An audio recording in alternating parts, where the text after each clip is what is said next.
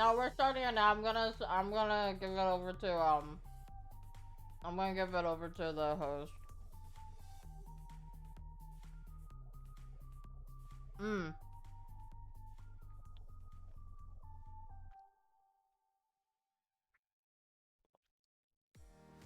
Okay, host, are you ready? Yes. I'm handing the mic to you. All right. Welcome, ladies and gentlemen. How are y'all doing today? I'm your host, Therakas, and I am accompanied here with Jerdy.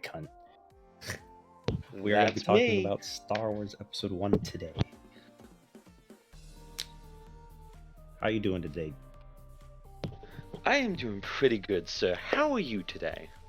Not too bad, not too bad. Very excited for what we have in store. I'm going to be asking you some questions, getting your thoughts, opinions, and having a very Snap. nice conversation about Star Wars. Hey, Let's hope everybody else in the chat's ready. It's going to be a hi. great one. All right. First, have you seen Star Wars Episode 1 from The Phantom Menace? You know, it's been a time, but I have actually watched it quite a few times. Over the years. I am a decent Star Wars fan and nerd. I can't say that I'm as great as Mr. Therakas, but I know a little thing. I know a few things here and there. But yes, I have watched Phantom Menace before. Oh, you're too kind. But good. Even though it's been a while for me too, I did a little refresher. We're gonna help refresh everybody's mind here. Maybe they'll go out and watch it. Maybe we'll make some new Star Wars fans today. Crip. But first off, our first topic is basic characters. What Let's are your go. thoughts on Qui-Gon Jinn? How do you like him as an individual, as a Jedi Master? Okay, so I like Qui-Gon. I actually do like Qui-Gon Jinn. He's like one of those characters that, he just does what he feels he needs to do, and he'll speak, boy, speak. He just kind of has that mindset of if he puts his mind to it, he's gonna do it. Like there are a few times in the movies where he does that. I'm not sure how far I can go because I don't want to spoil any future questions or anything you're gonna have here. So No, go for it. Go for it. but Don't be shy. let's see. I think it was the trying to remember because he had the dice game with I can't remember the one. Toe. Toe. Watto. Watto. They did the dice thing, and he used the force to kind of manipulate it a bit, and that was some sneaky stuff right there. But Yes. and he of course saw something in young Anakin, took him under his wing when he got the chance to. So that was pretty nice. I think Qui-Gon's like amazing because he's one of the very few that we get to see actually deliberately defy the order, and you can see it because he directs Obi-Wan. Sometimes the council's not always right. But fun fact with the chance cube that Watto had, it was actually weighted to where it always rolled in his favor, but he knew there was something wrong whenever he lost that die to Qui-Gon. So Yeah. that is a very And I think Qui-Gon key knew thing. that too. Like I think he at least knew like something was up with that dice. So he was one of the smartest Jedi to have existed. I'm also a big fan of Liam Neeson. So yes, when perfect Qui-Gon actor right there. Perfect. Yes. I'm really hoping to see him in the future Star Wars projects that are coming out. Would be interesting. Mm-hmm. I think he lended his voice to the last movie there when Rey was seeing all the Jedi and stuff. He did. Yes. And then what about his Jedi Padawan, the young Obi-Wan Kenobi? How about him? Obi-Wan so young Kenobi. and fresh. Obi-Wan Kenobi. You know what's funny?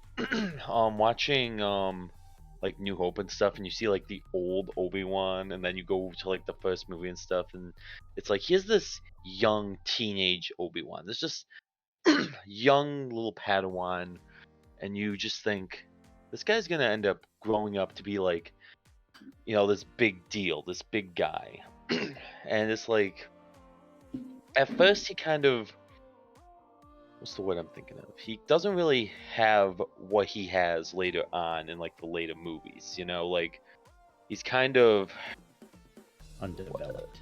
Undeveloped, yes. Like, you know, he's kind of just doing his own thing. He doesn't really have that I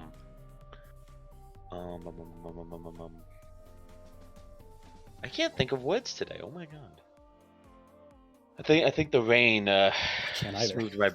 the rain smoothed my brain a little bit here. I'm sorry. So, But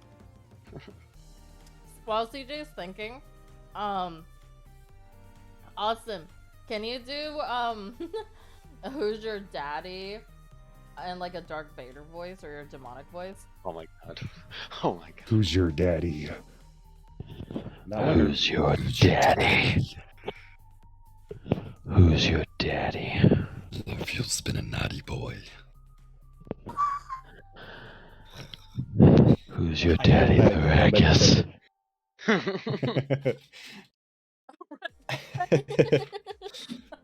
Rip your ears. Fair. But yeah, I do want to say before if CJ, just to give CJ some time to think. But welcome, Low Fuel. Hi. And of course, our lovely Crypto Stream is here in the house. Let's go. How are you guys doing? How's everybody? But yeah, when you're ready, CJ, you are more than welcome to say your thoughts. Okay, so I took a moment to refresh my brain. So you know how, like later on, we have old Obi-Wan stuff. You know, he has that knowledge. He's kind of more laid back and thinks and stuff, compared to like the younger Obi-Wan, who doesn't really have like those yet. You know, like he doesn't have what he has in the future Obi-Wan, which of course makes sense because he's a Padawan. He's young. You know, he hasn't figured all this stuff out. He hasn't learned the tricks of the trade. That's why I wanted to get out there. Oh, I'm muted. My bad. He's so fresh that he even questions Qui-Gon. Like, that's not what the Order would do. Like, he's so like, I don't know. I mean, he was taken under the wing of Qui-Gon Jinn because nobody else would do it. Because of his age. But it's funny to see how young he is, and he's afraid to go against the Order. And then we see him change as the episodes go on. Oh yeah. But I don't know. I like it because he's got a little bit of purity under him. You know, he hasn't seen a lot of shit yet. He's not, oh, war sucks kind of guy. But and then obviously can't ever forget this guy, the young Anakin Skywalker. What do you think, the little youngster in his purest form on television? Little Annie. I want my babies to look like him. Dead ass. Dead ass. Dead ass, ladies and gentlemen. Dead ass. Not till you see what his actor grew up to look like. What that's why, okay? So No. The young Anakin Skywalker was played by a completely different person. Oh, what, really? Oh. Yeah, so the Anakin Skywalker in episode 1 was not played by Hayden Christensen. Oh, Mind you, these movies are 3 years apart, each one. Yes. Or 2 to 3 years each apart. So he played the second and third, yes, but he's a kid, and yes. Let me search this. Let's search this. Okay. Who doesn't love baby making? Alright, well, I got quiet. Anyway. Yeah, we get to see Anakin in his youngest and purest form, where he's like, I made this robot to help my mother. And you've come to free the slaves. Like, you get to see how pure he is, and I don't know. Wait, it's very different. First one? Phantom Menace, yes. Not in the order they were made, but chronologically, this is the first one. Yes. Yes. The Phantom Menace is episode 1. The very first ever Star Wars made was episode 4. Oh, Jake Lloyd is the kid that played Anakin Skywalker. Yes. He ended up being in prison because he committed crimes. Yeah, I can I heard that By actually. the picture. Well, he's still adorable as a kid. As a He kid, So he kind of, kind of really reminds me of what's it called? Sweet Life of Zack and Cody. oh yeah, So chat, like, look. So this is what he looked like back then as a kid, and now he got in trouble. I mean, he's still kind of cute, Mhm. but Misa been a bad boy. Misa.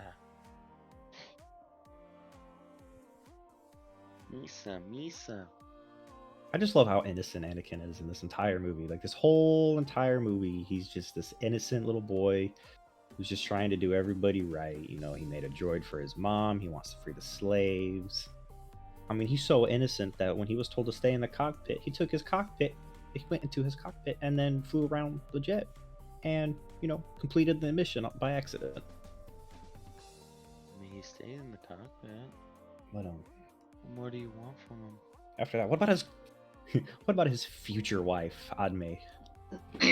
Not Adme, Amidala. Padme Amidala. Padme What do you think about Amidala her and her mischievous ways? This is a queen. She is queen. She's queen. She was the real queen, right? I'm trying to make Yes. sure. Okay, so She was the queen at the time. Yes, and then they had the okay. So I don't remember much honestly when it comes to her. Like, you know, obviously she was the queen stuff, but it's like I think I like know of her more in like the future movies. Like, you know, not really this one compared to the other ones. Mm-hmm. So wait, who? I don't know. Senator Amidala, Padme Amidala, The queen. Anakin's Amidala. wife, Oh, the one who died of that's like- sadness.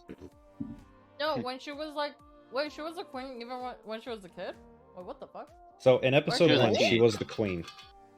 In the first episode, she's a teenager compared to Anakin being a child. Right. Oh, Yeah. so And then they both grow up. Yes. So are you saying that she's older than Anakin? She is older And, than and she's like the sugar mama, basically. Yes. So in the first movie, they didn't actually. They didn't Go start at it, dating but- until the next movie when, you know, Which they were happened 10 obviously years older. later. Well, this is a very educational podcast because my god, my mind Yes. is like, what the Yeah, it fuck? seems like every 30 seconds we're blowing Zion's Sugar mind with something. Good lord. I know, right? But I guess in this case, Queen Amidala was so Queen mischievous that throughout the entire movie, she tricked the Jedi by acting like one of the Queen's handmaidens when she was in fact the Queen all along. So I found that very, very interesting how two, or at least one extremely strong Jedi with the Force and his Padawan couldn't figure out the fact that she was the Queen. Although I think they had some suspicions, but they were bamboozled for sure. You got them bamboozles, my guy. I mean, all I could say was that I was jealous. I Of should have been the her? queen. Yeah. Well, I don't quite remember. I'd have to refresh why she isn't the queen anymore, but I think her term ended. Pretty sure that's what happened. So she became a Oh. senator. Mm-hmm. Like, alright, I'm already lost. Something What like the that. Lofuel says, "Yeah, she's so cool." fuck? I'm straight up lost. There's like, I just remember as a kid I was really jealous. I'm like, well, that should have been me. I should have been a queen. I should have been the queen. But I would have taken Yes, care of queen. Anakin. We're probably about the same age, or he would have been like a few years older than me because when Star Wars Episode 1 came out, it was 1999. I was only 2.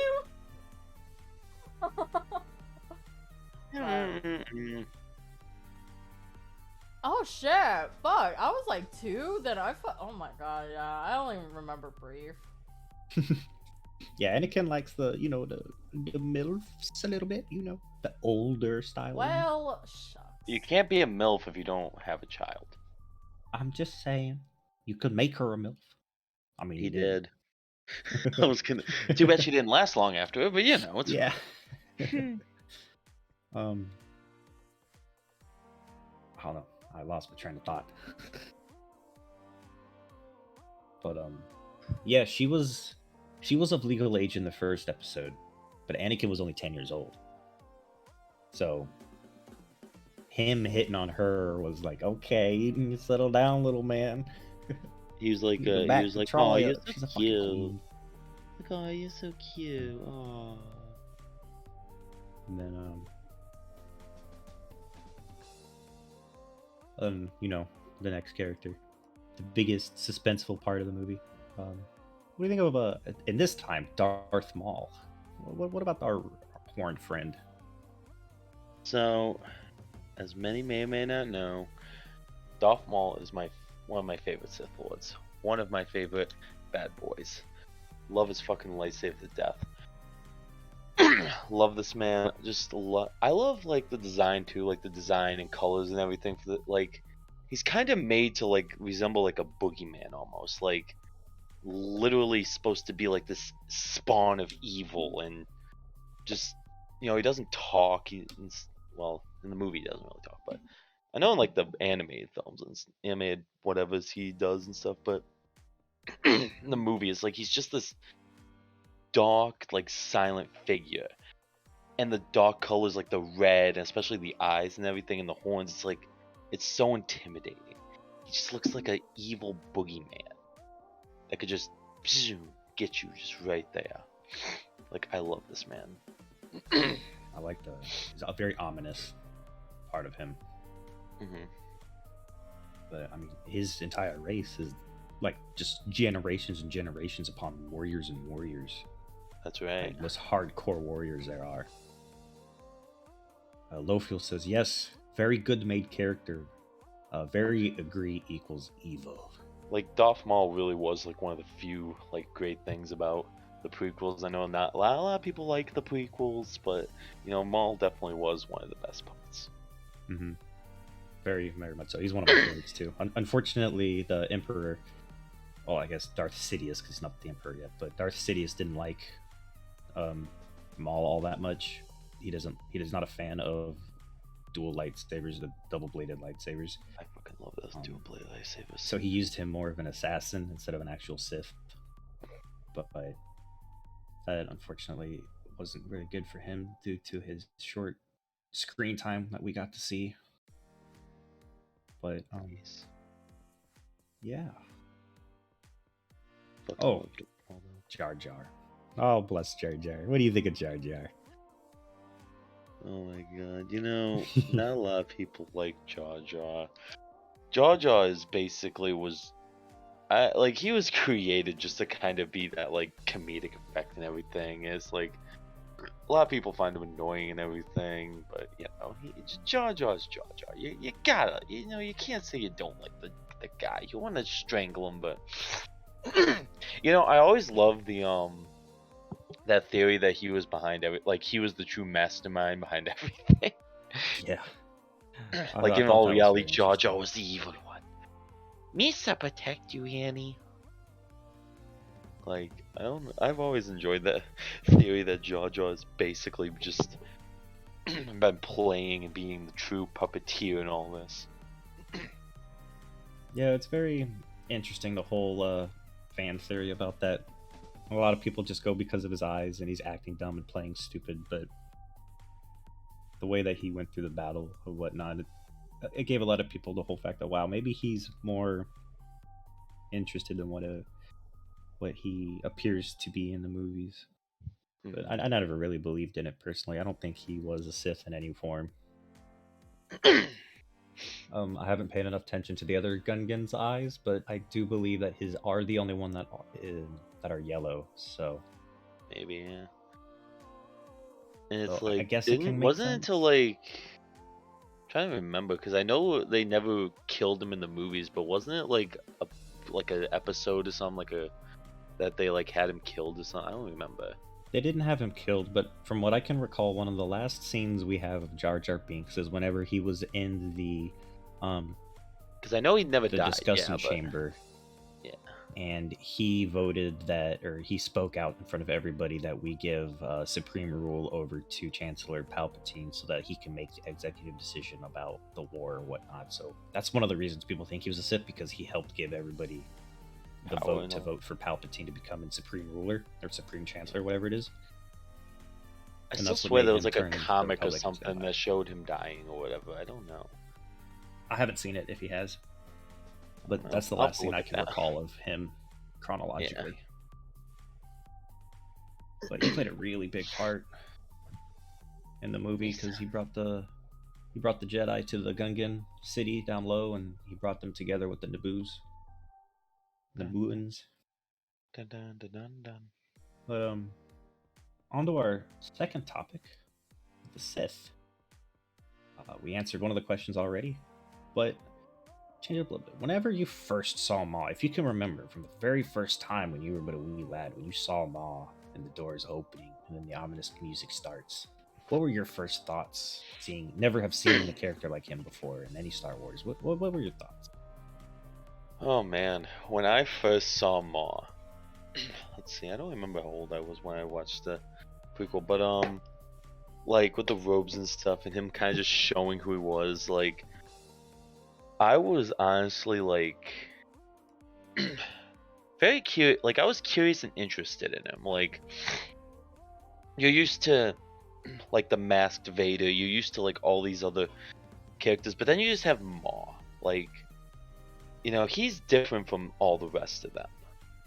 Like looks and how he like portrays himself and kind of, you know, flaunts like walks and stuff. Like he's not like the other Sith and Jedi, you know. So I guess like first seeing him, I was kind of just like, damn, like besides the look and stuff, because I always love those kind of looks, and it's like seeing that, I was like, I like him so, like I like how he looks. I love the eyes and everything. And then when I saw that lightsaber, I was like, dude, I would love to have that. Yeah, it was certainly cool. That's for sure. I remember I was like, "Oh, I got a little bit of the chills." 'Cause, you know, I can't even remember myself how old I was when it came out, but pretty sure it came out in 2000 or 99. The first, I'm pretty sure it came out in like 97. Hold on. Dang. Yo, Yeah, I'll check. Hold on, I got you. CGI I was top tier CGI. But Low Fuel says my thought was Jedi are screwed. Yikes. Yeah, it was Yeah. 1999, 2002, and 2005. Okay. Yeah. There's just, you know, George Lucas loves his dramatic entrances, that's for sure. Jar Jar been lifting. I've been trying not to look at it. Just saw that. Isn't that The Rock's body? I mean, not like I could tell, but... No, that's not The Rock's body. Oh, it's not. The Rock doesn't have those tattoos. Oh, yeah, fuck you, right. I don't know why I thought that. But, continuing on Maul for a little bit with the Sith, the fight with the Sith and the two Jedi. What did you think about the Duel of Fates? Did you enjoy the Duel of Fates? Did you think it was well choreographed and it was, you know, portrayed very well? I did. Like, kind of them just moving from scene to scene and still having, like, that 2v1 fight. Like, you knew that Maul was at the disadvantage because of the 2v1. And just watching him just, like, able to fight them off that whole entire time. And then, I feel like his surroundings kind of helped him get the better. Mm-hmm. He was very smart for that. Because I believe, because towards that end, Obi-Wan got locked out of the room, and Maul basically had that chance where he was like, I need to get rid of this guy. And he got rid of Qui-Gon, and then, you know, got unlocked and stuff for Obi-Wan to come in and kind of just like have that 1v1. Yes. Lowfield says he remembers when he had to wait between gates. Yes, that brought suspense. Oh yeah, the gates. Mm-hmm. The gates. Was there like a moment where Qui-Gon just kind of like got on his knees and just sat there, just waited? Mm-hmm. He started meditating because he knew he was either going to die before Obi-Wan made it, or he was going to have to wait long enough to hold off Maul till he could get in, because he knew how far back Obi-Wan was and he didn't think he could make it with the time. So he did his meditation, and that's when he completed his link to the Force, which led him to become a Force ghost. People believe that's where he meditated his final entity into the Force in a way. I mean, you know, I haven't seen a Sith in over 2,000 years, so he had no idea what would happen during this fight. Yeah. But Just that, do you think? just some of the like enjoyed watching that fight. I would watch it again if I could.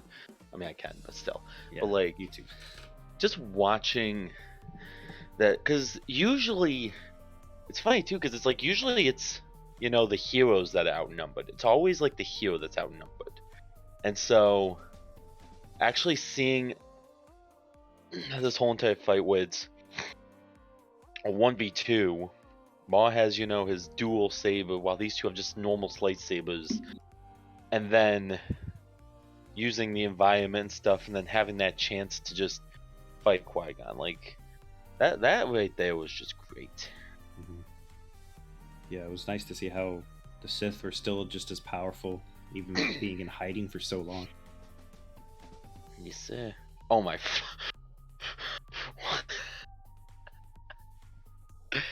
Thank you, Crip. Aww. Thank you, Crip. Thank you, Crip.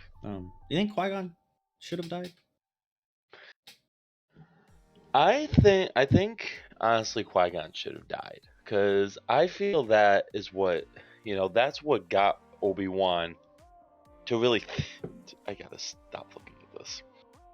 God damn it, Crip. But he Zion, no.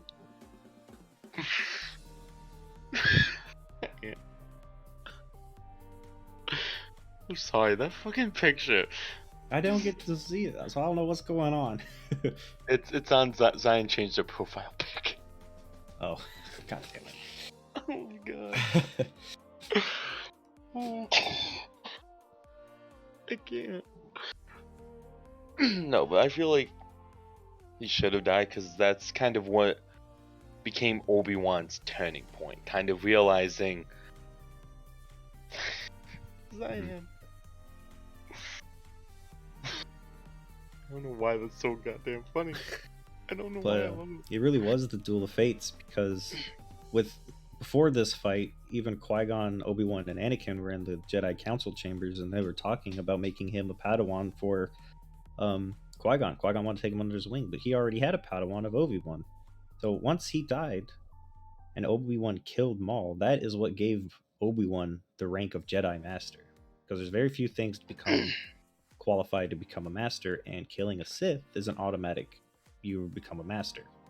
So doing that allowed him to therefore take Anakin under his wing, changing the course of the Jedi forever. Mm-hmm. So I feel like, as a plot basis, that was truly the perfect title for that fight, of being the Duel of Fates. Oh yeah. Do you think with that very little, it's like a 5-minute fight, that out of the whole scene of the movie, in that very little fight, do you think the Sith should have gotten more screen time? Do you think they should have been, I don't know, maybe shown as like more of a fearsome force, maybe brought up a little bit more, maybe 2 fights with Darth Maul or whatnot, I think they should have more time? I'm gonna say no. And I believe Maul was like kind of shown like here and there, like kind of watching them. I believe he was kind of stalking them and watching them. Mm-hmm. And so I feel like that was like the way to go. I feel like them having a fight with Maul would have taken away from the final confrontation, I believe, because they had, like, he was just watching them, scouting them. They were trying to just do what they had to do, they were figuring out Anakin, all that stuff. And I feel like it would have taken away from that actual fight. I feel like if they had like fought before, whatnot, we probably wouldn't have seen Qui-Gon meditate and do that. We wouldn't have seen the 2v1, because I feel like in any other environment, maybe Maul wouldn't have had those opportunities and chances. Well, like maybe if he had droids or something with him, I don't know, but it's like that one battle was just him versus them, and I feel like he wouldn't have had that opportunity to kind of escape or kill Qui-Gon as he did in that last in that one fight. Well, I actually just remembered that they did have a very, very brief encounter between Qui-Gon and Darth Maul. Or Darth Maul almost got him that time too, actually, but Darth Maul was actually introduced on screen other than the hologram at the first little introduction of him when he tries to run over Anakin with a speeder. This child, he has no idea who he is, tries to run him over with a speeder. Completely forgot about that scene. Is there? Oh, I must hide. Yeah, I completely forgot. He tries to run over Anakin with a speeder and he tells him to duck. Or Qui-Gon tells Obi-Wan or Anakin to duck. If he hadn't have ducked and he had got hit by the speeder and died. Oh, there goes the end of the Star Wars series, right? Congratulations, Ma. You just saved us all. Lofiel says that's his passport pick. Oh my fucking Oh, wait. god. Hold on. Fucking Love it. fucking Did Crypt take that picture? Yes, she did. How did Crypt take that? By putting the mask on and taking a picture. Oh my god, she has a mask? Wait, she's wearing it? I thought she put on a bed or some shit. No, she's wearing it. Oh, What? fuck. She's wearing it. I didn't know that. That's great. I fucking love it. Fucking like laughing my ass off because they spammed it everywhere, even on Twitter. Yeah. Even Twitter. Just literally. Yeah, that she's wearing it. Wait, you have a Darth Maul mask and you don't want to join the podcast? Wow. Imagine. Owning a lightsaber. I don't know what this is. This is from Yes, Star it was Trek or plastered something, to my right? face. Apparently, I have a big head. Or a small mask. Why do you have that? Not mine. It's Well, it's not- in your possession. I just love that she hit Darth Maul. She was like, "Hold up, CJ likes Darth Maul. Hold up, I got this mask. Just gonna put it on, take a picture." Then she sends it to me. I just fucking I open it up, just thinking, "Oh, Crip's gonna send me like the stream or something." No, it's just this. This is what she sends me. Basically, yes. I didn't realize that was what she suffocated trying to take. She put the mask on and died trying. And then, we get to see Darth Sidious for a very, very brief moment too. That's And an right. introduction to the Viceroy Gunray about his new assassin. But you think that was, good play by the directors? Should they have not added him in, or was it like just the perfect amount of little teaser that we needed? I want to say it was a good teaser, kind of slowly introducing Sidious, it was a nice little teaser, I want to say. I thought it was just enough because it's Yeah.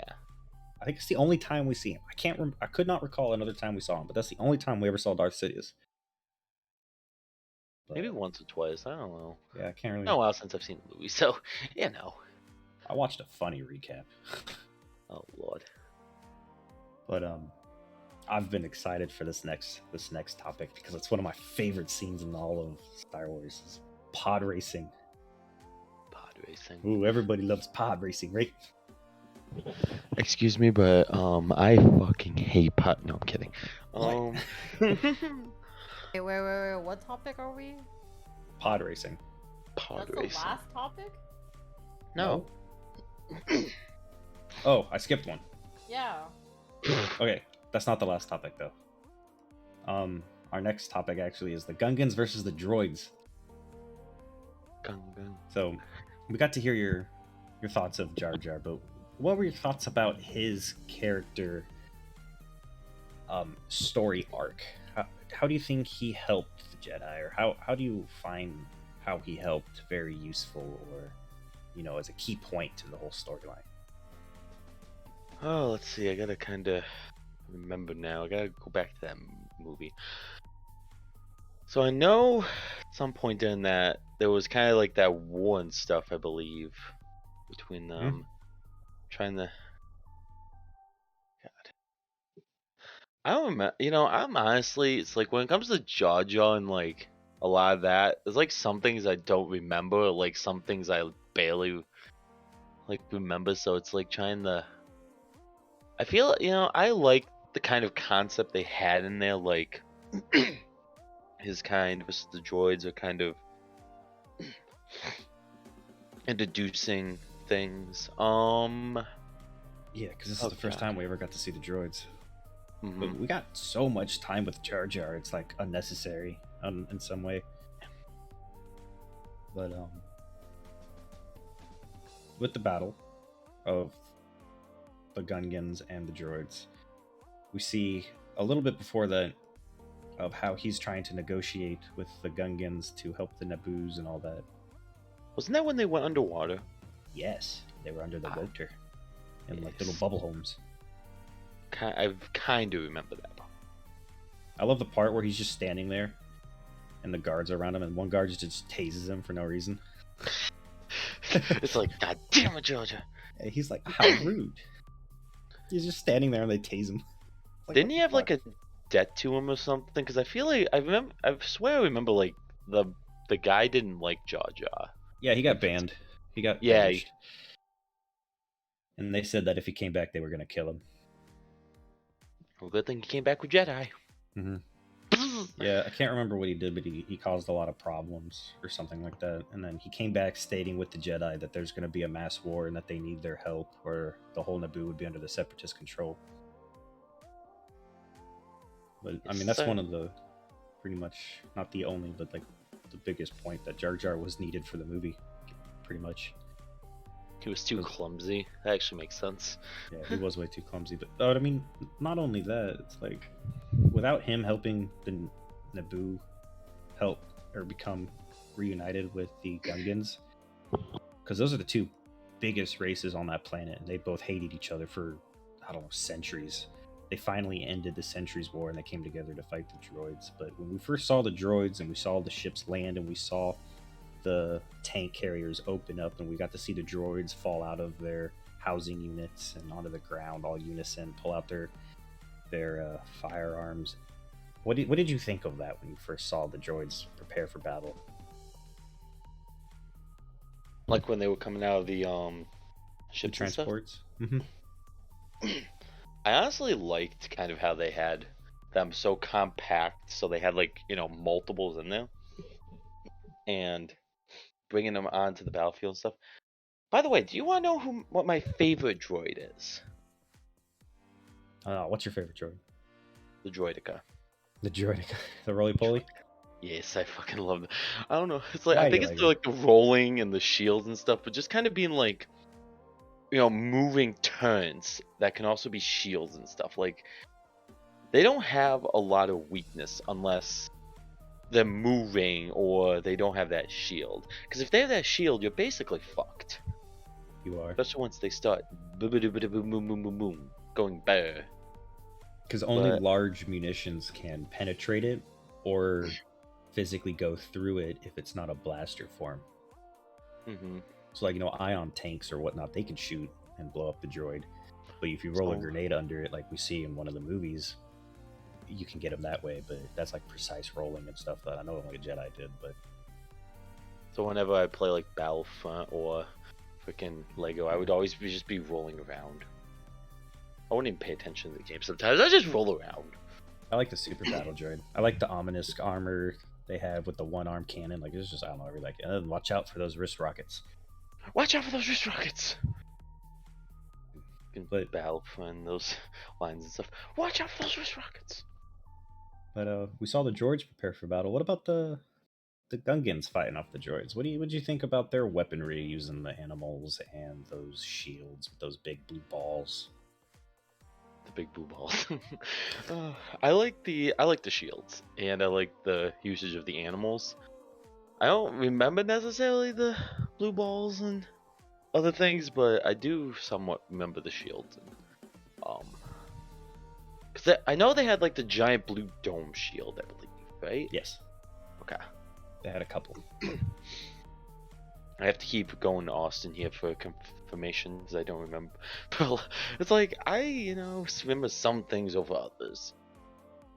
But yeah. The shields. What's funny is when I watched this is a little off topic. I'm sorry.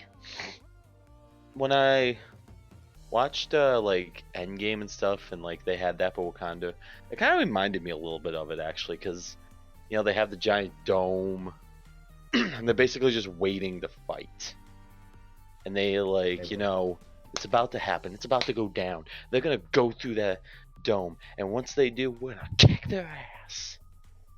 Mm-hmm. Well, they were able to fight outside of the dome with very primitive technology like catapults.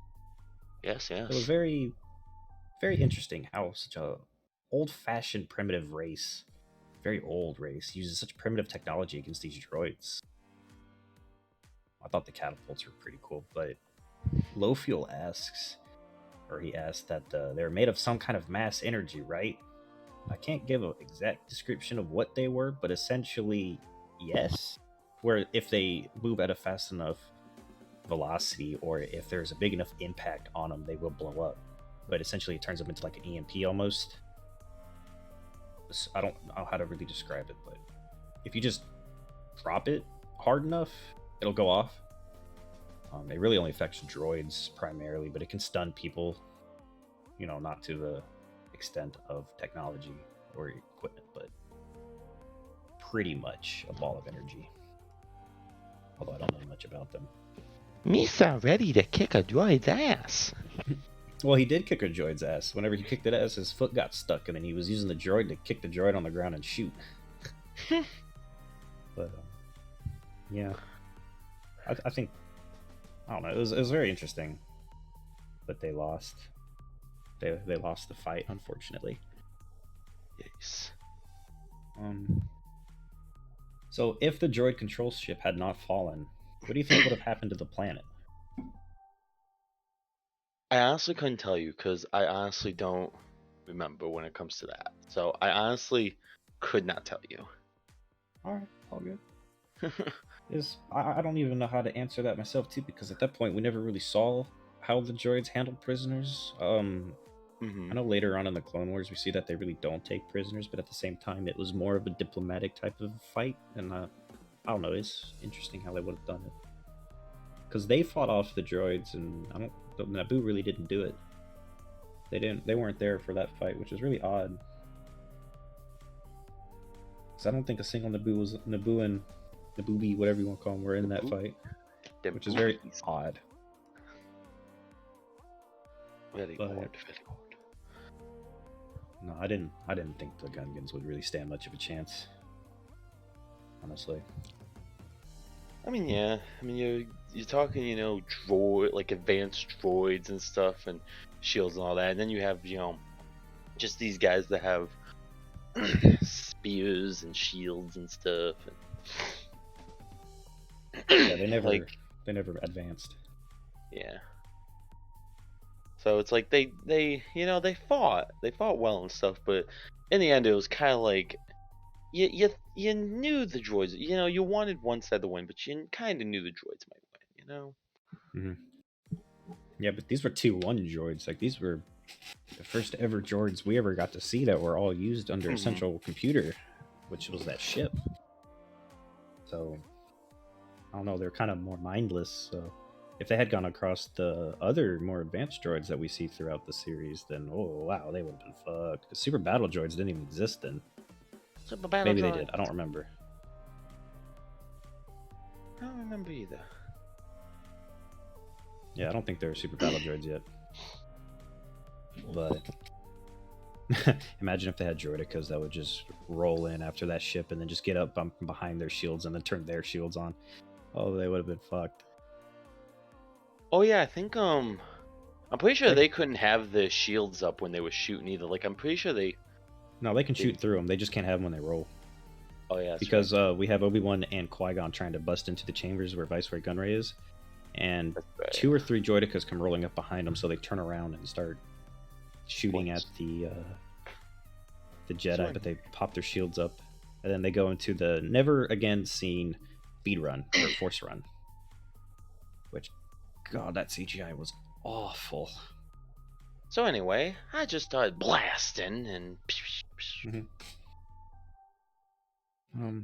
Yeah, there's really not much to that battle, but it was a very big turning point.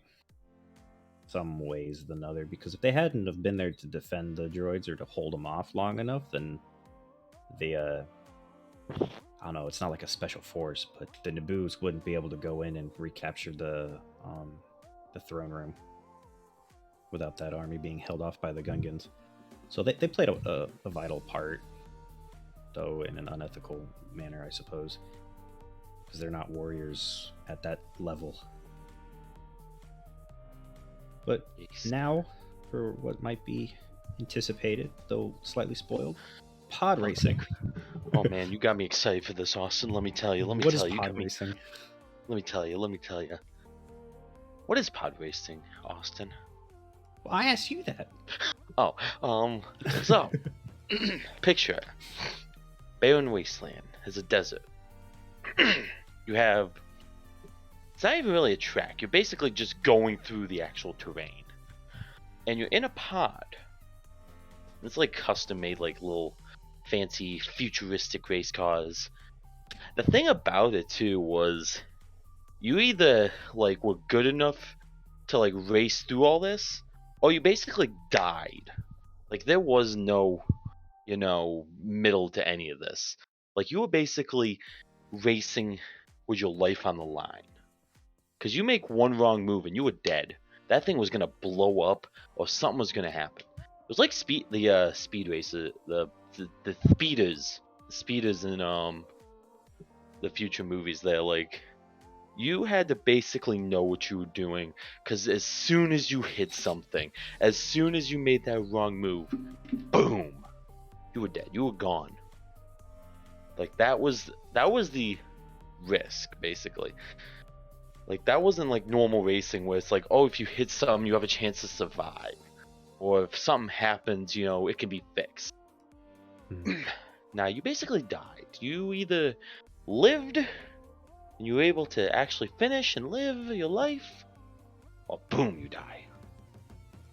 Yes, very good description. Love him. Lowfield says that he loves that everyone gets their own custom vehicles. Yes, you have to make your own vehicle in order to participate.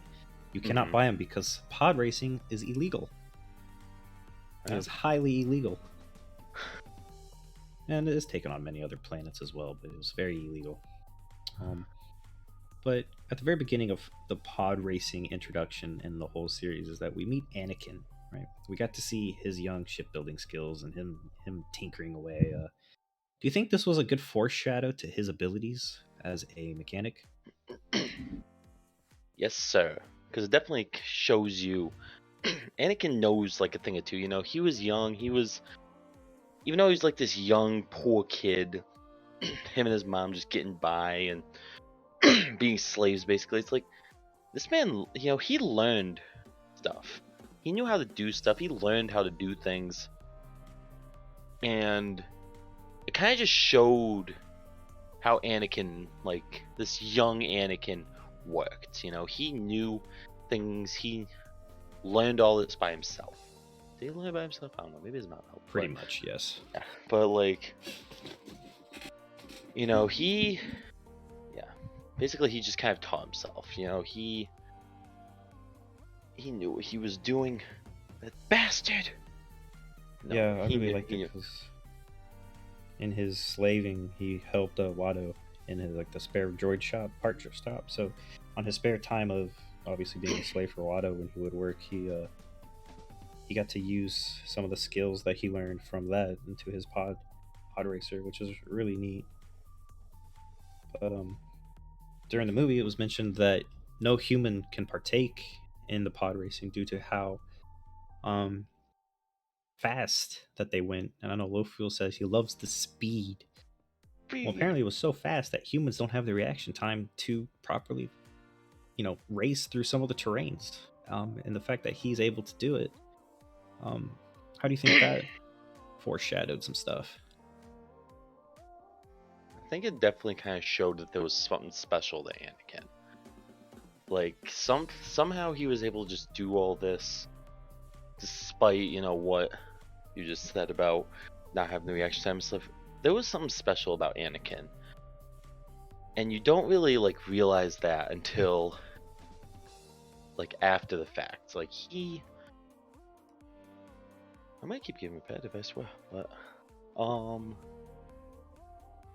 yeah, it's just he knew what he was doing. He knew how to do it, and it definitely kind of showed who he was and how he was gonna grow up in a way, because something was special about him. And it was definitely quite like Qui-Gon Jinn also kind of knew that. Like, he was like, there's something about this boy, and he's gonna go in that pod race. He's gonna win. You know what he's doing. Yeah, he was stealthy and took some of Anakin's blood and had Obi-Wan analyze it for the midichlorian count, and it was over the 20,000, which is higher than most known Jedi at the time. So they were like, "Oh my gosh, this is insane." And then, what do you love about pod racing? I know Low Fuel said a couple things in there about custom vehicles and the speed, but what do you like about the pod racing? What made you enjoy it? The danger. The Vroom, danger. vroom, motherfuckers. Vroom, vroom, motherfuckers. Definitely the danger and the speed. Because like I said, there's no in between to any of this. You're basically in a race where you're either gonna make it to the finish line alive, or you're gonna die somewhere in the terrain. Because there's no racetrack.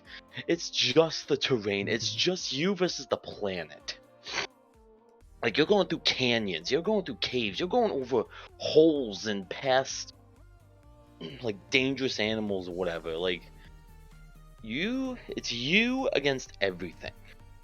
Especially when, you have to have that reaction time. You have to know what you're doing, because you're gonna go boom. Like this, Yeah, it was like extremely dangerous. And it I'm reminds me shocked so much Anakin. of, yeah. Oops, sorry. I'm sorry. I was just gonna say, No, it you're reminds good. me so much of the Remind you? speeder. It really just reminds me so much of like the speeders and bikes and stuff when like the not the clones, the stormtroopers were on Endor and stuff. Just like, Oh yeah, you're that was a gonna, good fight. oh yeah, like, you're basically driving on something that's gonna fuck you over and fucking kill you if you're not careful. Yeah, I liked it a lot for that. But Low Fuel says that the terrain, even the creatures were shooting them, right? Yes, the Tusken Mhm. Raiders, they hated pod racing because it intervened with a lot of their daily operations, or they just didn't like the illegal activity because the Tusken Raiders believe that planet to be theirs because they're the first inhabitants of Tatooine. So they would shoot at the drivers and in many cases successfully kill some of them. We saw one person die by the Tusken Raiders. We never knew his name or who he was, but Anakin got shot twice or three times in his pod, but he didn't seem to give a fuck. He never even flinched. That two bullets just bounced in front of him. Mhm. And then we see Anakin, going back to it again, we see Anakin building with his pod racer, but we get a really good close-up of it whenever Jar Jar starts to fuck around with it. If you remember that he got shocked and his arm and his tongue went numb. Did you enjoy that scene, or do you think it was unnecessary? I believe it was needed because, as I said before, Jar Jar was kind of that comedic relief, that, the comedy and stuff gave us those funny moments. So yes, I believe it was needed because I believe it definitely helped with like comedic effect and it's giving us a little laugh here and there, even though no one likes Jar Jar. But still. Yeah, definitely showed us how somewhat useless and clumsy he is. Low Fuel remembers when his tongue got tased because he licked the fucking I think he licked it. He licked the crossbeam between two of them, and or he stood up and it hit him in the mouth or something and tased his tongue. And he tried to speak and he couldn't. Like, that was great. I don't know. I thought it was just stupid fun. It's like a little fun scene that I like. But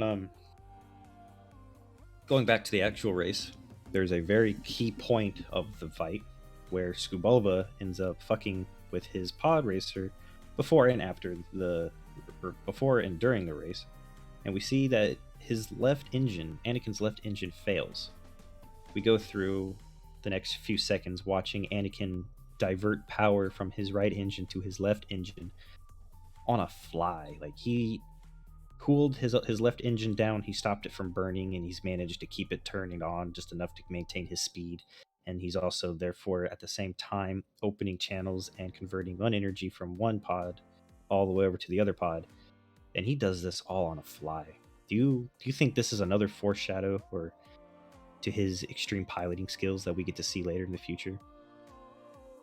Yes, because it definitely shows that he can do stuff. He can be quick on his feet, and he can fix something if something needs to be fixed. If there's something that needs to be done, he just doesn't panic. He doesn't be like, oh my god, oh my god, oh my god. You know, he focuses on the race, but also focuses on fixing what needs to be fixed. So yes, I believe there's some good foreshadowing. Yeah, for sure. Low Fuel says that he knew exactly what he was doing and that he was so calm.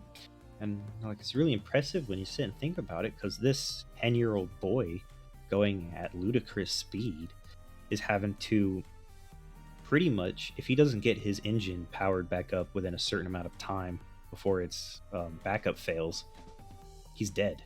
Because there's no way at that speed his engine just drops that he's not going to go into a spiral and then just die. It was just impressive to see this 10-year-old boy stay so calm, being so close to death, and do all these tasks and just seamlessly, without flaw, get his engine back up and divert the power from one to the other. And he didn't just divert power, he actually fueled the other engine by transferring the fuel. And it was very impressive. Like, you know, as a kid, you're just like, wow, that's so cool, I'm glad he did that. But then when you sit and think about it after watching those other shows, like, damn, that's impressive. I would have just died. Low Fuel says, I think at that point he wasn't thinking if he will be dead, but if he won't win the race. Yes, that's also true. Qui-Gon gave him so much pressure. And, CJ, if you were in Anakin's shoes and you had all this pressure of a Jedi saying that if you win, you get to be freed or whatnot, how much do you think that would affect your driving skills in a poor manner, knowing how much pressure's on your shoulder? I feel like yes and no. I feel like I'd be able to do it, but I feel like I'd be too much in thought of, you know, the words and stuff. Like, trying to focus on that and also trying to not die in a Speedy Boy race. I feel like something could happen, because I feel like I'd be focused on that, and I might have like quick times where it's like, oh shit, I almost hit something. Like, just like not really paying attention as much to what's in front of me versus the words. So close encounters might occur. Might be a chance I go boom boom if not careful. Yeah, it would. Oh, that'd be too much pressure for me. Like, just, oh my gosh, I couldn't do it. I wouldn't be able to. Low Fuel says he'd be like Jar Jar in his numb tongue. Yeah, for sure. That's what my brain would be like as soon as I had to start that race. But I don't know. It's just, there's a lot of foreshadowing. And like, the pod race was really the pinnacle point of Anakin's foreshadow for just who Anakin really is. You know, at the time, none of us really saw it, us as in our generation, because we were probably 5 years or less by then. And we never really see it as, wow, that's insane, right? Like, just how he's able to do all that. We don't think of it as, oh, he's going to be a great pilot, or wow, he's going to be an amazing mechanic. We're just like, no, is he going to die or live? And then Scoop Bulba, the big nemesis during the fight, the hand-walking, feet-raised monkey. We get to see him go at it with Anakin. How do you feel that Scoop Bulba's play in trying to screw over Anakin? How do you think that played for the suspense of the movie? Or what did you think of Scoop Bulba? He definitely has that kind of rival like thought process. You have that one person that tries to outdo you, that tries to be better than you, that tries to just, you know, take you off your groove. he wants to, he's being that bad guy. He's being, that, no, I'm better than you. I'm gonna beat you because you're trash. You're trash, kid. Yeah, because I think there's even a prize pool that no one ever seems to care about in the movie. But I think there's a prize pool for winning. I'm pretty sure there's money for winning, but actually, I Yeah. think Anakin gave it to his mom, or at least did something with it. I feel like No, he couldn't have given it to his mom because she's no. a slave. Oh, He would've maybe just bought her freedom. no. I think that's why he might have. Did he do that? I feel like he Did did. I don't remember.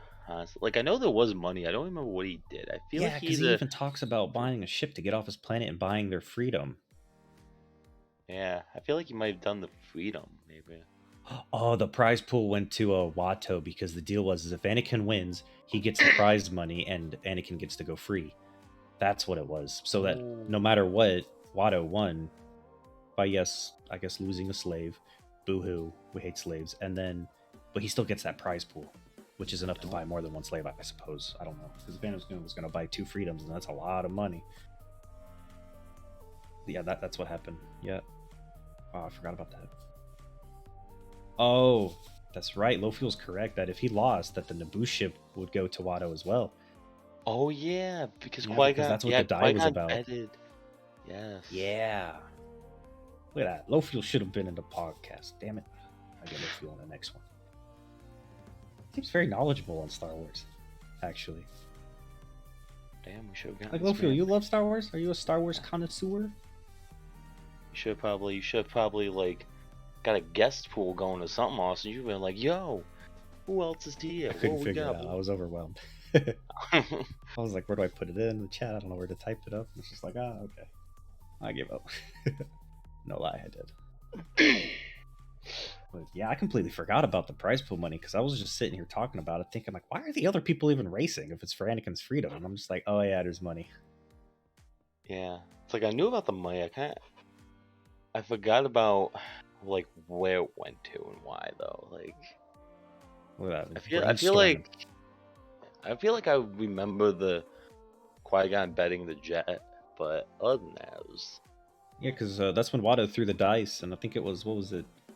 Blue Anakin, red his mother, and whether he won or lost the Naboo ship was in the bet the whole time because that's a very expensive ship. I mean, it's a ship that was given by the Queen for the Queen to use. So I guess I don't know, but yeah, and then that die was supposed to be rigged so he would never lose Anakin because Anakin was like the biggest help to him in his shop. Because I don't know what Shmi did, but I don't think she ever worked in the shop. We don't really get to see what she does other than just sit at home and hawk, I guess.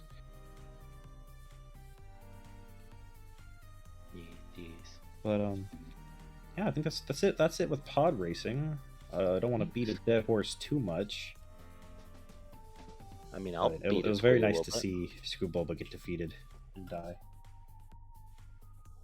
I've watched Star Wars for the think he first died. time like 3 years ago only, since when watching it every year. I'm watching it every year, yes. I watch at least 1 or 2 Star Wars every year. I'm currently watching Star Wars Visions, but I'm waiting a little bit before that becomes a topic. I don't even know if it's going to be worth it. I'm still so confused with Visions. But It's basically just an anime. yeah. But our 5th topic, we're going to be talking about the whole plot as a whole. We're going to look at it from a movie, from a viewer's perspective, right? You didn't put that on the list. Yes, I did. I'm looking at the list and I don't see it. Cause I was... It's on the list. It's right there. I'm looking at it. And the POG alert's right there. Number 5. Overall plot. No, not on the fucking Trello board. Just talk about Trilla Boy. I forgot to save it. It's right there, though.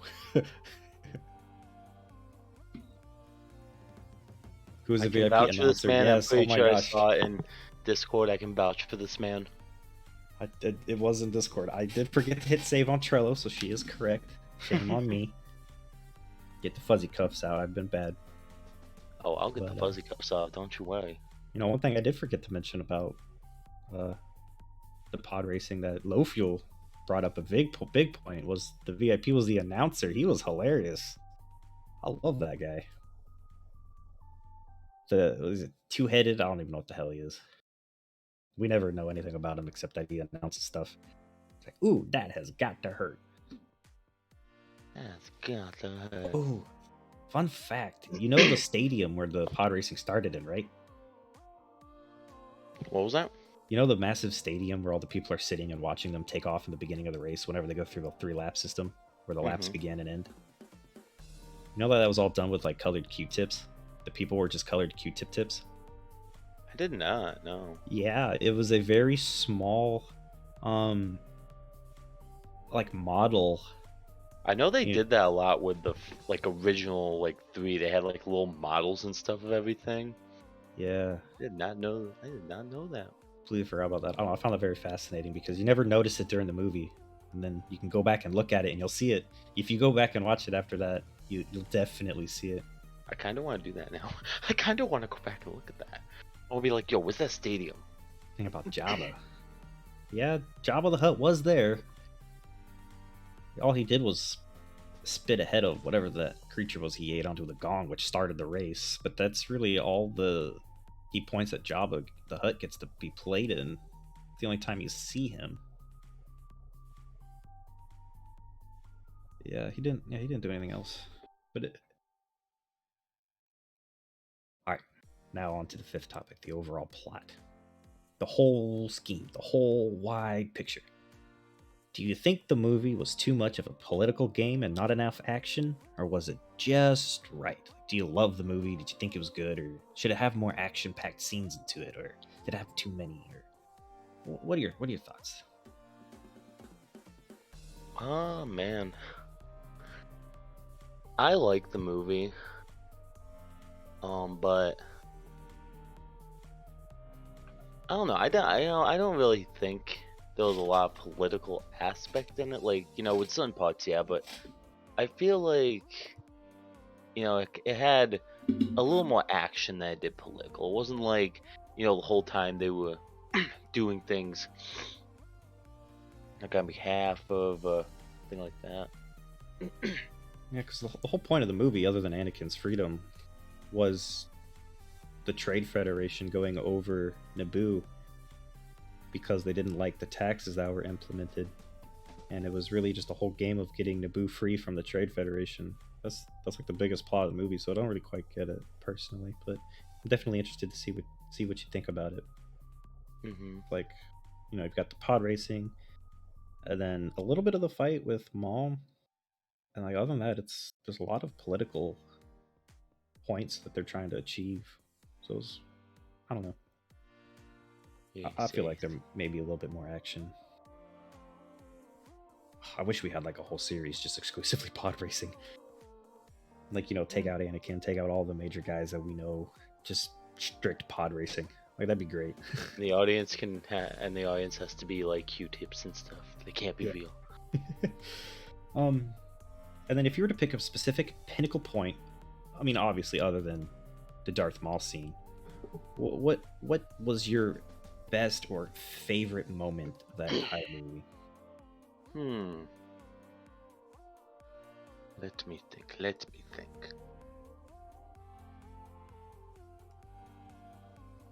I would probably say, like, our first kind of introduction to Anakin, or maybe like him and Padme meeting, kind of setting up, that relationship of friendship between those two, and kind of setting up Anakin's friendship with Obi-Wan and all that.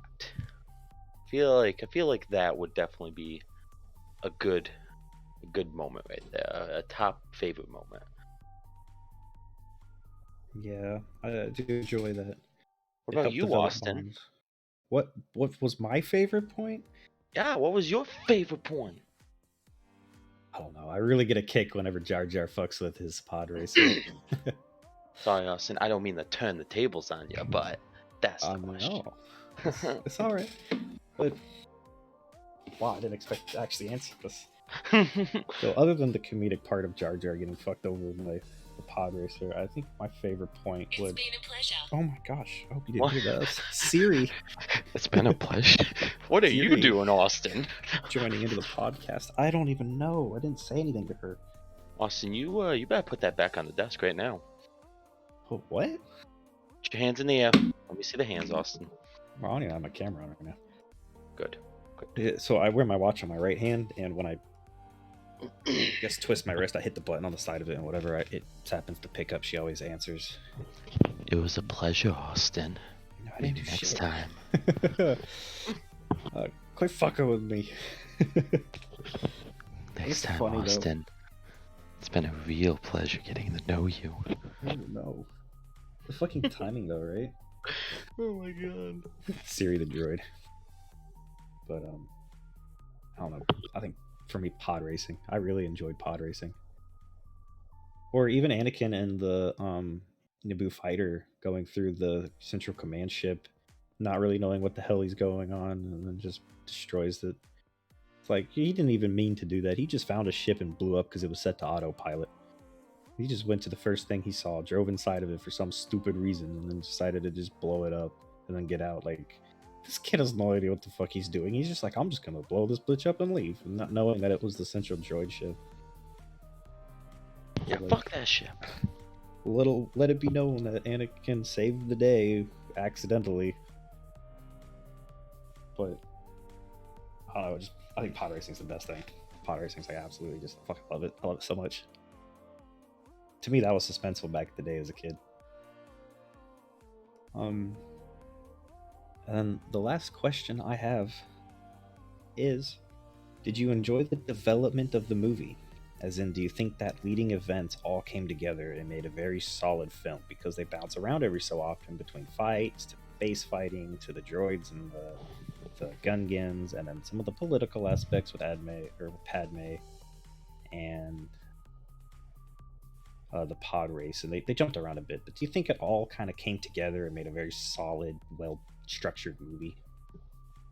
I will say some things, yeah, other things are kind of iffy, and yeah, like the political parts. Like I get, it kind of leads into Jar Jar giving power to Chancellor Palpatine, and then that transferring to everything else. But I don't know. I feel like yes, that was a great way to kind of bring it and introduce it, but I feel like it could have been either like more or less when it came to like maybe some other like scenes or something, like something happens, or maybe there's like a meeting or something. I don't think there ever was a meeting. Oh wait, maybe there was. I think there was a meeting. Maybe I don't remember, but I think kind of just there was some things that were good and other parts that felt just like off or iffy, or maybe didn't need to be brought in right away. Yeah, I definitely feel that. Like maybe they could have like saved some of the political stuff for the next movie, or maybe just like smidgens towards the end of it. I don't know, something like that, but I don't know. Yeah. So I feel like the plot was there. Like, I mean, they veered off, but then came back on track really well. But I just feel like there's too much political aspects of, because this whole movie is about trying to get a treaty going with the Trade Federation, who are working with the Separatists. And it was like, oh, this is gonna start a war. Oh no, we can't start wars. And it's just like, okay, that's too political. But what if we fucking did start a war, my guy? Yeah, like turn the tables. Like, let's start the war. I don't know. It's just, there's a bunch of parts of the movie that I feel like could go without because it was just too boring for me personally. But to each their own. I did like the movie. But Low Fuel says at the end, yes. You didn't like the ending, Low Fuel? Where they had like the dance and the celebration. You didn't really care about that? I didn't really care about it. I mean, the only good part about that, because we never get to see the Gungans again, really, other than the animated series, was the Anakin and Padme giving each other the "I'm gonna fuck you when you're older" kind of look. You just wait until you're older, boy. Yeah. I'm gonna fuck the virgin out of you. He's like, don't forget, Padme, there's 2 sons. ages twice as quick. Ooh, Lofiel like Padme. Let it be known he has a crush on Padme. Oh, Lofiel. Bro, for real, Lofiel, you take Padme? Padme, I take Anakin. Okay, got it. Sweet. I'll take Ahsoka. Got dibs. She might be venomous, but I don't give a fuck. She can bite me if you know what I mean. I'll bite you. Okay. I almost fought with Anakin. Phew.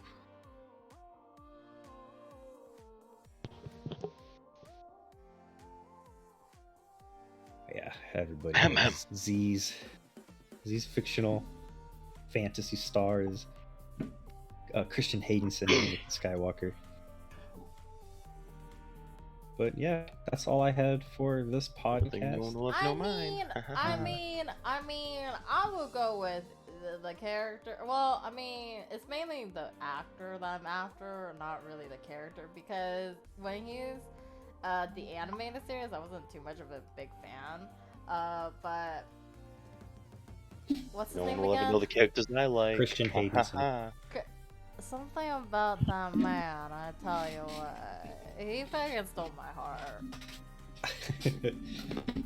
As a kid, yeah, he stole my heart. At what point did he steal your heart? Huh? Like, at what point did he steal your heart? I don't know. He just like, it was just like, you know, when I saw his face on the third movie, I was just like, whoa, what the fuck? You look like a snack, She the bro. fan herself. I was just Woo. like, you know, as a 5-year-old, I don't even know how old I was, but I was just like, god damn, like, you know, once when I'm older, once when I'm 18, and you know you're single, you know, I want to try. But no, I thought I mainly liked like his hair, or actually no, I just liked his face. I bet he's white. I'm He's a whitey tighty. He's a whitey tighty. No, he's not. Why do you say that about every white boy? Okay, my ex is more of like the definition of whitey tighty. You hadn't found him out for a 5-year-old? No, I did not. I was like, okay, so Baby Z was more like, oh, he's so cute. Like, I didn't know the word handsome, so I just always said cute. So, and then I got a story time later on, not on this stream, but I have a story time. I mean, hey, we can do a few more minutes if you want to share. Okay, well, yeah, basically, it's completely off topic, but when I was a kid, I thought, you know, I don't know, in my mind, I had a lot of confidence, but I would like claim that I had like 52 boyfriends. Just 52 boyfriends, just that number. And I would like list out all these like guys that I had a crush on, like, you know, definitely Anakin was one of them.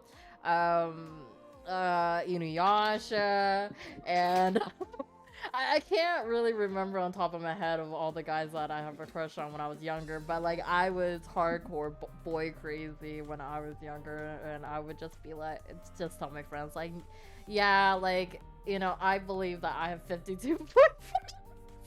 And that always sticks in my mind for so long, because just that number 52, just 52 boyfriends. Now thinking of it as an adult, I'm just like, yeah, there's no fucking way I can have 52 boyfriends, because that's way too much, okay?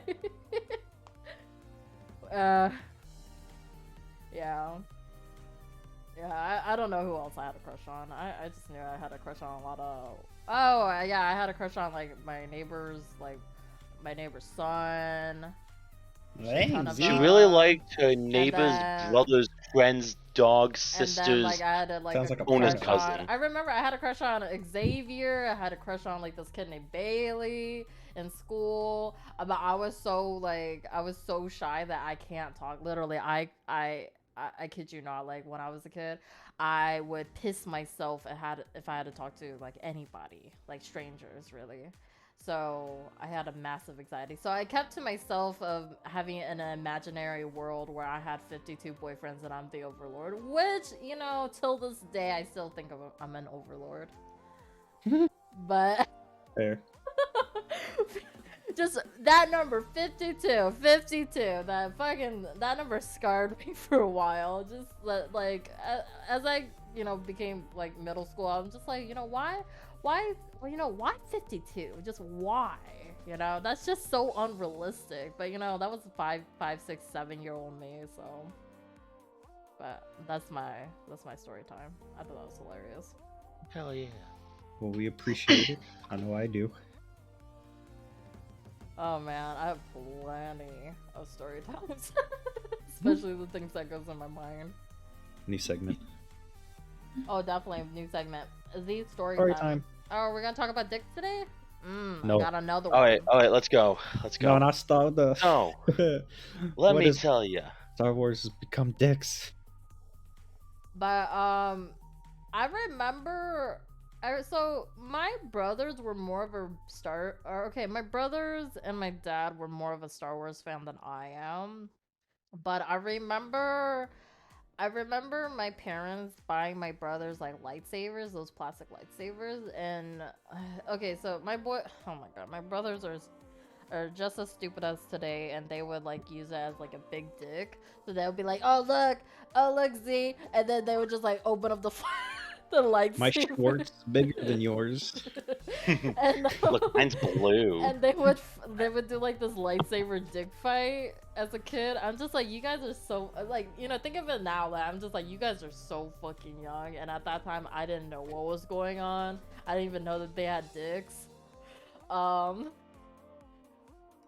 And I just remembered there's an incident where I was pretending I was Darth Maul, so I had like the two lightsabers like across of each other, and I tried to hold onto it so hard, but I flinged it, hit the ceiling fan, hit my brother in the face, and then the second lightsaber hit my other brother in the fucking junk, and yeah, it was bad. I was grounded. Your story reminds me of this scene, Z. Let me know when you're watching.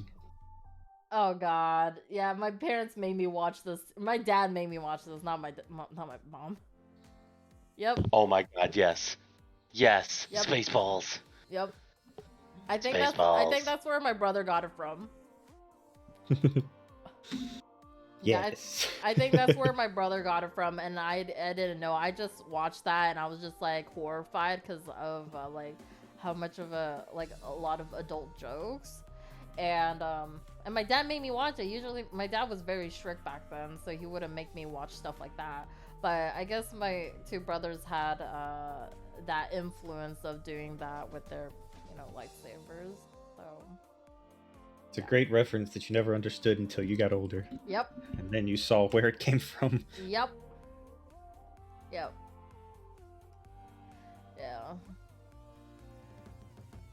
My brother dressed up as Darth Vader. He was a big fan of Darth Vader.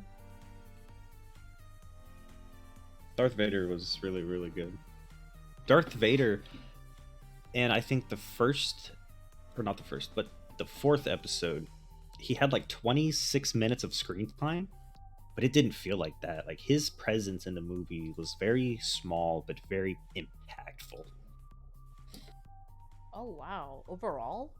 Yeah, like, he has the shortest screen time amongst all the characters in I think the fourth episode, and everyone. Oh yeah. What the Like, fuck? one of his longest screen time was him on the hallway scene, just murdering rebels in a hallway. It's one of his longest scenes in that specific movie. In the 6th episode, we have a lot of screen time with him because it's involving him and his son fighting, going through, the Emperor trying to turn Luke. But that's for another topic. But yeah, he's got one of like the lowest screen times of almost any character in Star Wars. That's crazy. But you never know because of how impactful his presence was.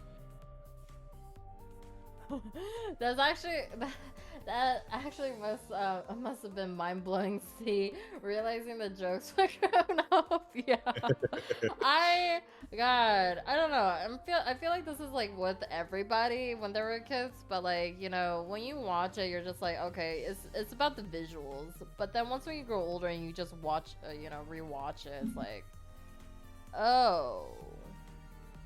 Oh, I understand because now my brain is bigger than it was back then. My brain is bigger. We just got dirtier minds now. I mean, we had dirty minds when we were a kid, fucking, but it wasn't very sexual, but it was more like, you know, just kind of playing. Yeah, poo poo. Yeah. Poo poo pee pee. I mean, same thing.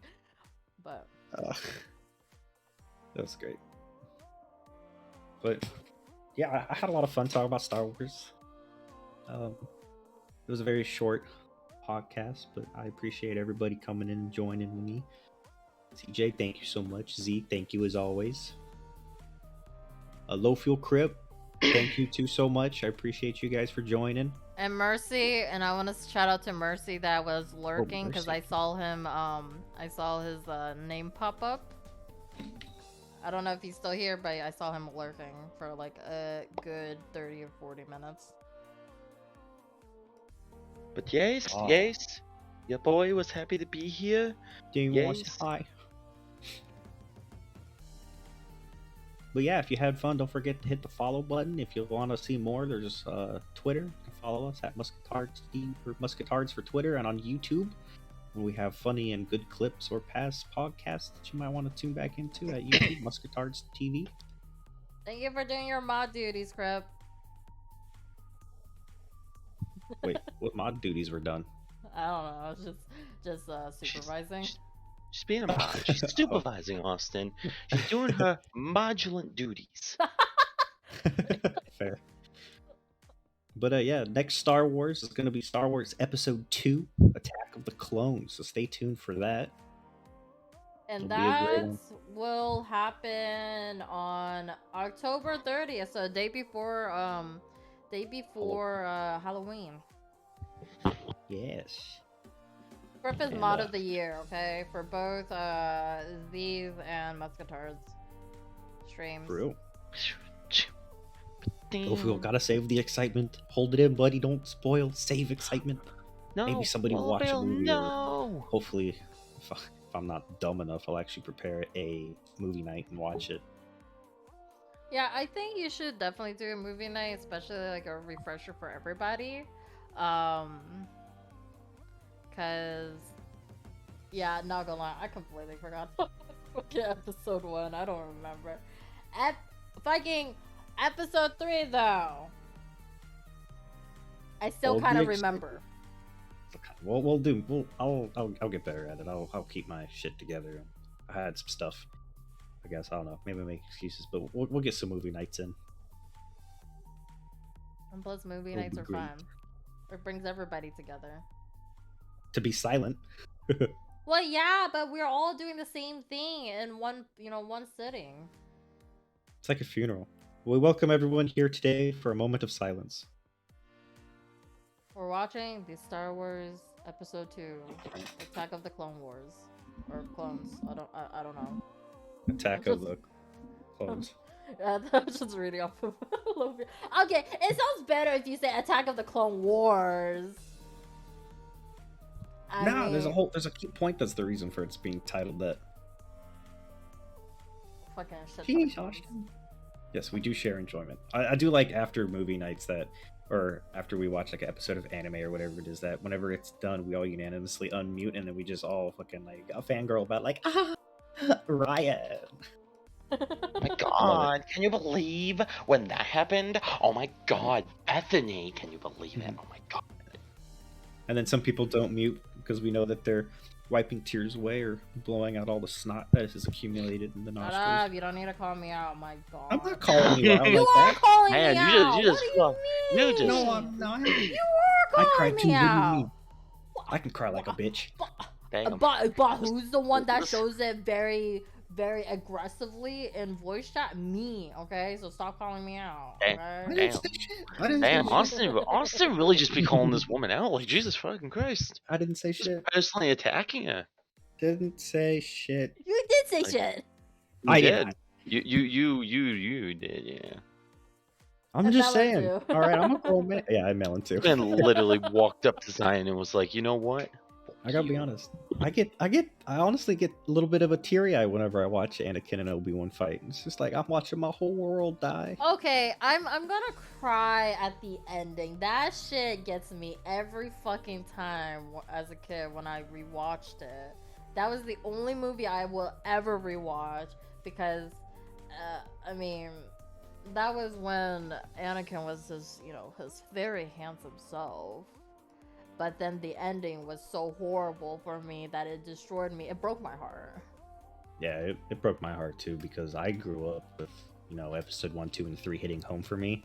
As much as I like 4, 5, and 6, but I didn't grow up with that. So like my perfect era of Star Wars is the Clone Wars, in that era.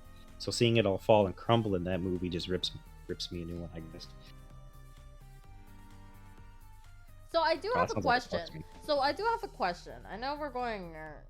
I know you like completely under your topic, but why is it okay? So basically, 1, 2, and 3 is basically about Anakin, and then 4, 5, 6 is about Darth Vader. Why did the 4, 5, 6 episode go first, then the 1, 2, 3?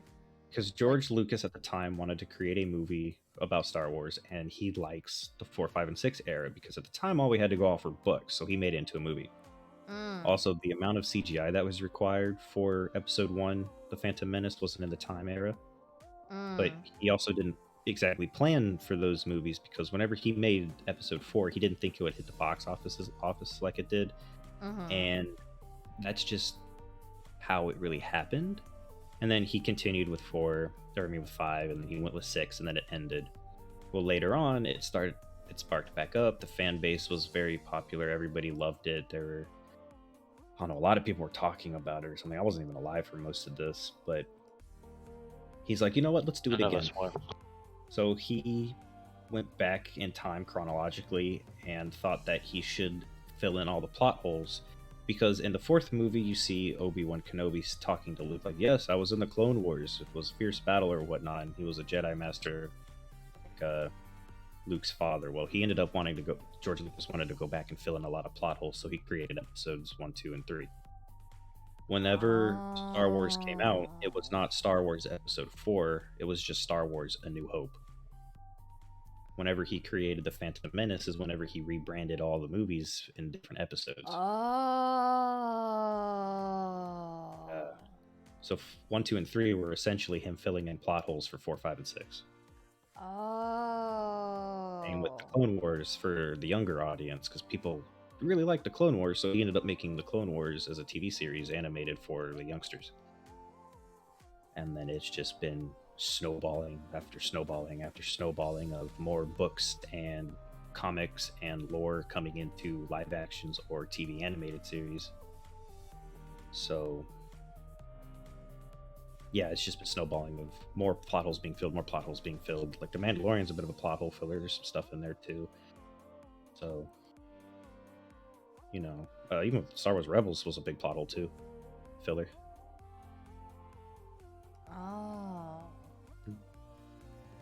So if you watch them by release date, it can be. I want to say that everybody should watch them in 4, 5, and 6, because I know Lofield just said he watched them by release date because it makes sense. 4, 5, and 6 have awful CGI compared to 1, 2, and 3. So if you watch 1, 2, and 3, then go back and look at how much of a slower movie the other ones are. It can get hard.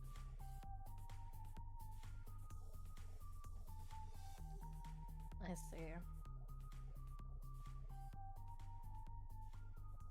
I mean, shit, they even they completely remastered episodes 4, 5, and 6. Like, entirely remastered it, because Jabba the Hutt originally was a dude, not a slug. What?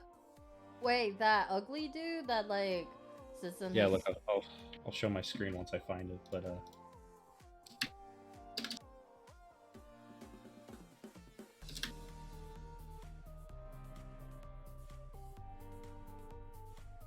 Alright, look. So, Your Amazon. don't look.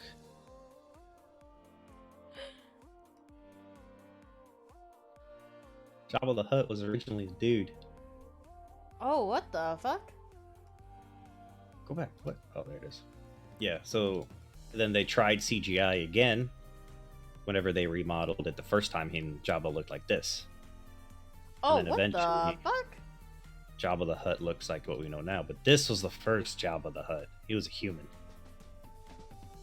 Because they didn't have the CGI technology to create Jabba the Hutt as a slug like he should have been. Because I remember the first one came out in 70 something. Like the 70s. This came I out. think it was like 79 or something, because I'm pretty sure I went into the 80s. Because I think 81 was one of them, if I remember correctly. Yeah, because I think the Christmas one that we don't ever mention is 85. We don't mention that, Austin. How dare I know, you I'm even bring it up? sorry. Wait, Yeah. so he originally was a human, not a fucking slug? So in canon, he's always been a slug. But in the movie, when it first released into the box office, he was a human. Oh, what Jabba the the fuck? Hutt was But portrayed then, into a human. yeah, but then in the movie, so they changed it? Yes, they went back and changed many, many things. Absolutely many things. There's like videos you could find where they Yeah. compare like what changes stuff. Like if I remember correctly, I'm pretty sure for the endings of Star Wars, when you see Anakin's ghost, I'm pretty sure the ghost is even different Yes. in a lot of them. Because I'm pretty sure like one is like an actual older version of him, and then the other one's like his actual ghost from when he was, in the movie. Why won't it? There's a bit of a clearer picture. Your screen is super fucking pixely as fuck. Oh no, it's Close all better. my other tabs out.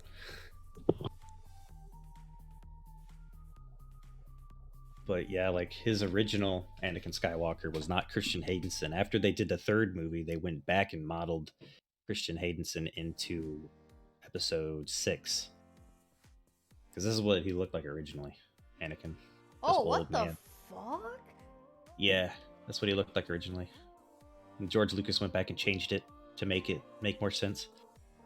Oh.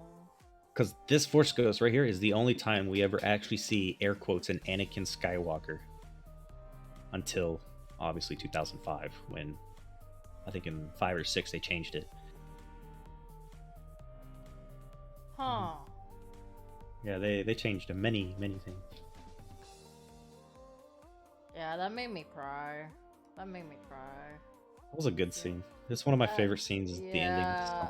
I will say that was my number one favorite scene. That fucking made me cry. Man, I was a big baby back then, and still now. It's all good. Yeah, let's have a fucking Star Wars movie midday, because I kind of want to relive rewatching these, because especially this particular scene, I really enjoyed this one. Well, this is the 6th episode. That'll probably be a couple months. Oh, that's fine. Or a couple weeks, I guess. Due to circumstances, I really don't know when we'll get this far in. Oh, look how handsome Anakin is. Right. Like, I don't even know if Yoda changed. I think Yoda changed a little bit. I don't think he Yeah, changed changed too a much. I lot. think he changed a little bit. Oh my Yeah. god. They changed him up. I don't know why, but so they redid the scenes with a different puppet or something like that. Everybody fucking hated this Yoda. I mean, look at him. Or something like that. Can't remember how it happened, because this was the puppet of Yoda, and then the actual Yoda that we see here in the background is CGI. Oh yes, that one's much better. Mm-hmm. It's like the Sonic. You know, people cyberbullied the fuck out of these people because they hated the original Sonic. See, Well, it was almost the same situation. I thought it was fine. Like, I didn't have a problem with it. I hate it. Oh my god. Yeah. I mean, like, I can see, like, realistically, like, in real life, yes, but you know what? Can we watch the Sonic? I haven't seen it. Yeah, I we could do wanna that. watch I mean, shit, it's your community. Say, hey, we do this. People show up. it. Yeah, Ethan looked. I see. I didn't even have a problem with it. That's the thing. I was just excited that the Sonic movie was happening because I was a huge, Sonic the Hedgehog fan, even though I could never finish the game. But For real. I was just more excited about the movie than the actual character design. But they did a good job. Oh, can't find it. Never mind. Maybe if I do this, I'll find it? Nope. Alright, Austin. Type in P. Go right to that top bar and type in P. Let's see. Wait. What? Pimp Vader. This man was like, I need that Pimp Vader. Let's go. I love this. Search that Pimp Vader. I got the VR chat Sonic skin meme. Nice. This Pimp Vader is who's your daddy. Oh, that's funny. Yeah, so our last Star Wars podcast, we were talking about Vader and like you were going through funny pictures and stuff, and this is when I mentioned Pimp Vader, so I went and looked up Pimp Vader. Like CJ trying to catch me in 4K, having fucking nasty search history. Like, bitch, I don't do that shit. It's like, okay, yo. Okay, go up up to the search bar again. Oh no. Press D. D. Drag queen. Drag queen. Yep. Yeah, look I at can't remember drag what it was for, but it was also for another podcast that we were doing. Because I was trying. Oh no, I looked up drag queen for my my D&D session because we hadn't had character pictures yet.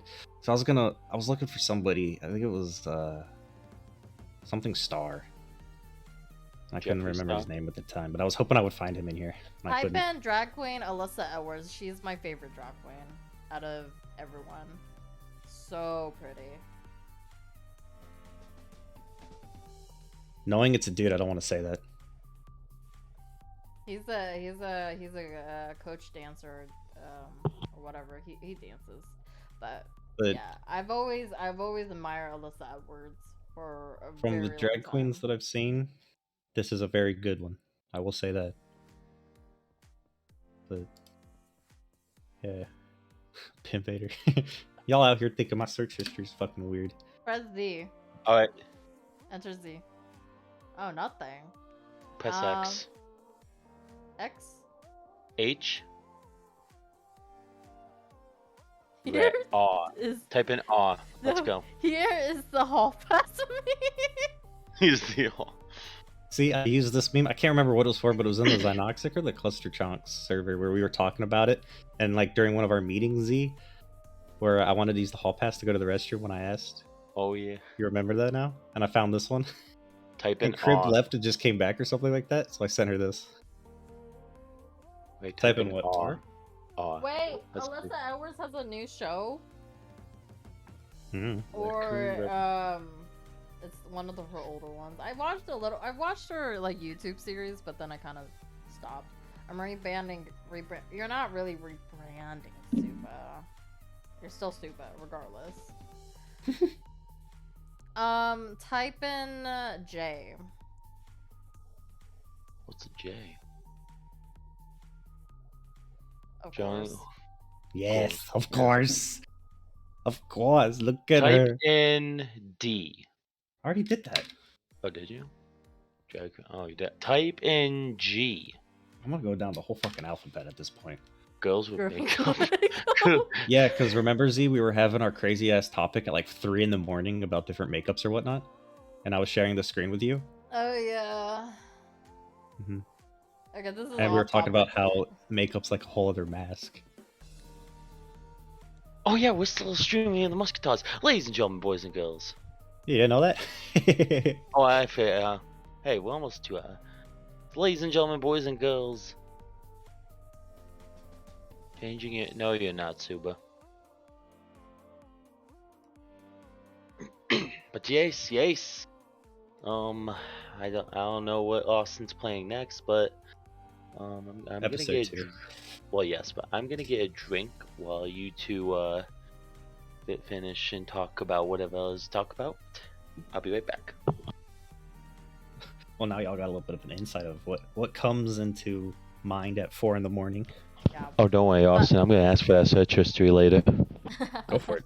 But anywho, because you did your outro and stuff, like fucking 20 minutes ago, and Yeah. we completely went off topic, not relating to Star Wars anymore. I don't know. But Pimp I Vader's hope- kind of close. Well, Pimp, yeah, but then it became about your search history, so what you search on Google. So that was True. a lot. That was an interesting insider. My computer is a very innocent virgin being. But I do want to say, Suba, you joined the party too late. So sad, because we're gonna end the stream. But anyhow, everybody, thank you so much. I want to thank the host Austin over here for doing a great job today. So please give him actually type in hype. I'm sweating, not gonna lie. Like, doing this is very stressful for me. You'll eventually you'll get used to it over time. But I do want to mention a reminder that next week Friday is our special event. This is it won't be about gaming, but it is featuring myself, and I will be the host for it, and alongside will be my co-founders and my founding. So CJ, Whisker, Crip, and Trevor.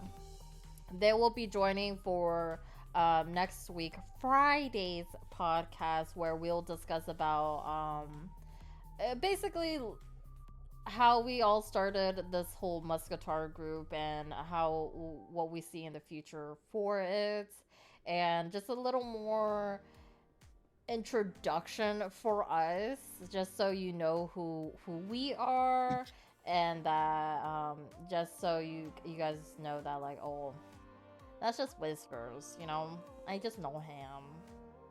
He likes guns and he's American. But no, there's more to it. Guns? So I think that next Friday would be like a more in depth about each one, and so you can definitely get to know us more better. And then also next Saturday will be the anime podcast featuring our lovely host Slavic Gondola, aka Ian. He will be hosting the anime podcast as well. So I really hope Crip will be there and will join for anime, because she did such a good job last week's. But yeah, again, if you guys do want to rewatch this podcast because you missed the beginning portion or the whole entire thing, it will be uploaded onto our YouTube, Musketeers TV. And then if you want to follow for updates, like, let's say, like, okay, if there's any new changes about when we go live or new segments, you can follow us on Twitter as well, which is at Musketards. Excuse me, I just burped. You bet your sweet baby You're I will be excused. there, even if it's just in the chat. Yes, I really want. I really want a lot of people to be in chat just to know us more. Because having it's so hard to get to know who Whiskers is, because he's not there all the time, but he was definitely it really originally started out with me, CJ, and Whiskers. So yeah, We are the best. we are- Around, never gonna let you down. All right, but anywho, what we like to do at the end of this podcast.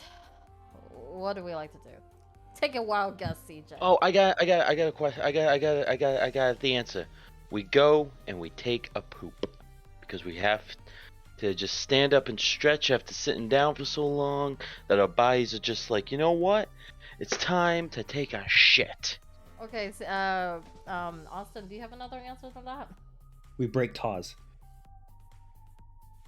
No, you guys are We so wrong. raid. You guys are so wrong. We're here. We're after the stream. We're gonna go make potato salad. What the fuck? Okay. Yummy, Potato yummy. salad? I What thought the you guys potato knew this. salad? I thought you guys knew I this. want- We make potato salad. All right. Okay, Yummy, we're gonna be, yummy. and you know who we're gonna be making potato salad with Dancing fucking Wojak, because he is currently playing Rainbow Six Siege. Whoa, whoa, whoa, And we whoa, whoa, wanna whoa, No, whoa, he's whoa, not gonna whoa, end it, whoa. is he? We want Did you to say share. some We Woja? want to share our potato salad to Dansum the fucking Wojak. Handsome Yep, I Dansum. bet you know how to toss a salad. Anyway, dance some Woja, my guys.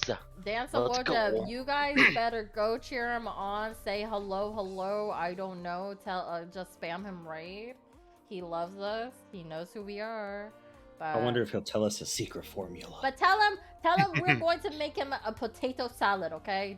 Just out of the blue, just all caps. We're making you a potato salad, and let's see his reaction. It's gonna be. We're great. here to make potato salad with you. Let's go. All right, ladies and gentlemen, we'll see you next week. Take it easy. Enjoy your weekend. Bye. Mine? Mine.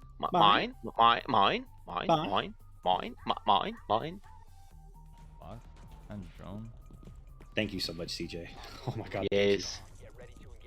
I could tell when you're I improv, but oh my